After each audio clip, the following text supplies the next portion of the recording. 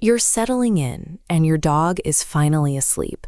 But the moment you head for the kitchen or the bathroom, they're standing up, leaving their comfortable spot to shadow your every move.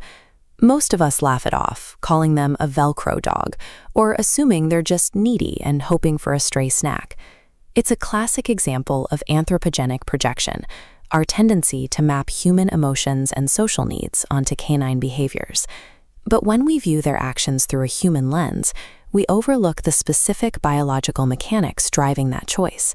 This behavior is rarely about food or affection. It's a survival tactic rooted in ancient psychology. And for some dogs, it can shift from a healthy instinct into a state of chronic stress. Understanding the difference requires us to look past our own assumptions and analyze the dog's behavior through the lens of evolutionary survival. To find the origin of this behavior, we have to look at how wild canines operate in their natural environment. In the wild, separation is a threat. A pack moves together because proximity is the primary source of safety. As the owner, you function as the pack leader. To a dog, you are the absolute center of gravity, hardwired to stay synced with your location.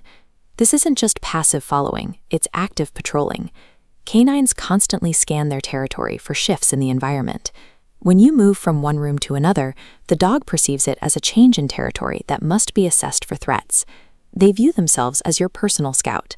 They follow you to clear the hallway or the bedroom, ensuring the space is safe before you settle back down. Shadowing isn't a plea for attention, it's a full-time job. They are fulfilling a biological role to watch your back. While the instinct is ancient, we often reinforce it through our own daily interactions. Every time your dog trails you, and you look down to smile, offer a pat, or say a few words, you are practicing operant conditioning. The dog performs their instinctive duty as a scout and receives a micro-moment of positive reinforcement from the pack leader. Because dogs are experts at recognizing patterns, they quickly learn that shadowing you results in a consistent stream of affection. Over time, the original evolutionary intent, guarding the leader, becomes layered with a learned habit of seeking these small rewards. The result is a compounding cycle where survival instincts are actively reinforced by our own behavior, day after day. There is, however, a clear threshold where this healthy instinct breaks down. It happens the moment you close a door, separating yourself from the dog. Watch for the physical shift. If the shadowing turns into panting, or frantic pacing, or scratching at the door the second you're out of sight, the behavior is no longer about protection. It's easy to misread this as a sign of extreme devotion, but these are symptoms of a nervous system in distress. When the dog can no longer see the pack leader, they transition from a bodyguard state into a state of clinical separation anxiety. Without visual contact, the dog's autonomic nervous system triggers a panic response because they feel biologically vulnerable and unprotected.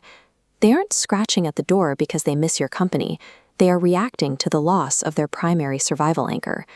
If you see this behavior, the goal isn't to reward the loyalty, but to begin slow desensitization protocols that teach the dog they are safe even when the pack leader is behind a closed door. By distinguishing between a dog doing its job and a dog experiencing a panic response, we can better address their actual psychological needs.